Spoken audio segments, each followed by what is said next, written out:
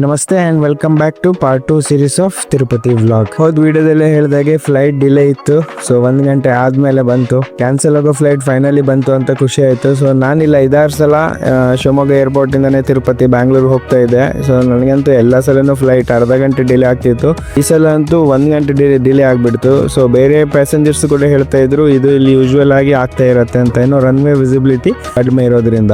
So 2:15 Tirupati reach ಆಗಿ ಬೇಗ room check in ಆಗಿ ಫ್ರೆಶ್ ಆಗಿ ನಾವು ದರ್ಶನಕ್ಕೆ ಹೋಗಿದ್ವಿ. ಆಲ್ರೆಡಿ 1 ಗಂಟೆ ಲೇಟ್ ಆಗಿತ್ತು. ಬಟ್ ಆಸ್ ಪರ್ ರೂಲ್ಸ್ ಅವ್ರದ್ದು ಆ ದಿನದ ಟಿಕೆಟ್ ಇದ್ರೆ ಅದೇ ದಿನದ ಒಳಗಡೆಗೆ ನಾವು ಹೋಗಿ ದರ್ಶನಕ್ಕೆ ಅವಕಾಶ ಇರುತ್ತೆ. ಸೊ ನೆಕ್ಸ್ಟ್ ಡೇ ಆಗಲ್ಲ, ಸೇಮ್ ಡೇಟ್ ಟೈಮ್ ಸ್ವಲ್ಪ ಆಚೆ ಈಚೆ ಆದ್ರೂ ಸಹ ನಡೆಯುತ್ತೆ. ಬಟ್ ಈಗ ಏನೋ ಹೊಸ ಅಪ್ಡೇಟ್ ಏನಂತ ಹೇಳಿದ್ರೆ ಅದೇ ಟೈಮಲ್ಲಿ ಇರ್ಬೇಕಂತ ಹೇಳ್ತಿದ್ದಾರೆ, because to manage crowd. So finally ಈ ಸಲದ್ದು ದರ್ಶನ ತುಂಬಾ ಸ್ಪೆಷಲ್. ಯಾಕಂತ ಹೇಳಿದ್ರೆ ಇದು ವೈಕುಂಠ ಏಕಾದಶಿ ದರ್ಶನ, ಅಂದ್ರೆ ವರ್ಷದಲ್ಲಿ 10 ದಿನ ಮಾತ್ರ ವೈಕುಂಠ ದ್ವಾರದ ಮೂಲಕ ನಮಗೆ ದರ್ಶನಕ್ಕೆ ಅವಕಾಶ ಇರ್ತದೆ. ಸೊ ಇದು ಒಂದು ತುಂಬಾ ಮೆಮೊರೇಬಲ್ ನನಗೆ ಅಂತ ಹೇಳ್ಬೋದು.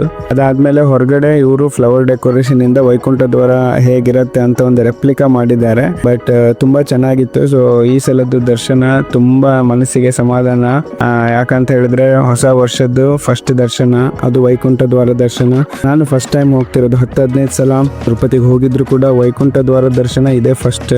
ಸೊ ದರ್ಶನ ಮುಗಿಸಿ ಊಟ ಎಲ್ಲ ಮಾಡಿ ಲಡ್ಡು ಪ್ರಸಾದ ತಗೊಂಡು ನಾವು ತಿರುಪತಿಯಿಂದ ಹೊರಟಿದ್ವಿ. ನೆಕ್ಸ್ಟ್ ಡೇ ಮಾರ್ನಿಂಗ್ 11 ಗಂಟೆಗೆ ನಮ್ಗೆ ಫ್ಲೈಟ್ ಇತ್ತು ಶಿವಮೊಗ್ಗಗೆ. ಸೊ ಶಿವಮೊಗ್ಗದಲ್ಲಿ 12:15 ರೀಚ್ ಆಗಿ ನಮ್ಮ ಕಾರ್ ಕಲೆಕ್ಟ್ ಮಾಡಿ ಸೀಟ್ ಕವರ್ಸ್ ಎಲ್ಲ ಸೂಪರ್ ಆಗಿ ಮಾಡಿಕೊಟ್ಟಿದ್ರು. ನಾಪಾ ಲೆದರ್ ಸೀಟ್ ಕವರ್ ತುಂಬಾ ರೀಸನೇಬಲ್ ಪ್ರೈಸ್ ಅಲ್ಲಿ ಹಾಕಿದ್ದಾರೆ. ಸೊ ಅದನ್ನು ನಾವು ಕಲೆಕ್ಟ್ ಮಾಡಿ thanks to Kiran for assistance. So ಹಾಗೆ ಅಲ್ಲಿಂದ ಹೊರಟು 1 ಗಂಟೆ ಹತ್ರ ನಾವು ರೀಚ್ ಆಗಿದ್ದು ವರದಳ್ಳಿಗೆ. ಸೊ ಅಲ್ಲಿ ಶ್ರೀಧರ ಸ್ವಾಮಿಗಳ ಮಠಕ್ಕೆ ಒಂದು ಕೈ ಮುಗಿದು ಹಾಗೆ ಅಲ್ಲಿಂದ ಮುರುಡೇಶ್ವರ ರೀಚ್ ಆಗಿದ್ವಿ. So ending this mini vlog series. ಸಿಗ್ತೀನಿ ಇನ್ನೊಂದು ಇಂಥದ್ದೇ ವಿಡಿಯೋದಲ್ಲಿ. Tune with Mithun's minute. Thank you.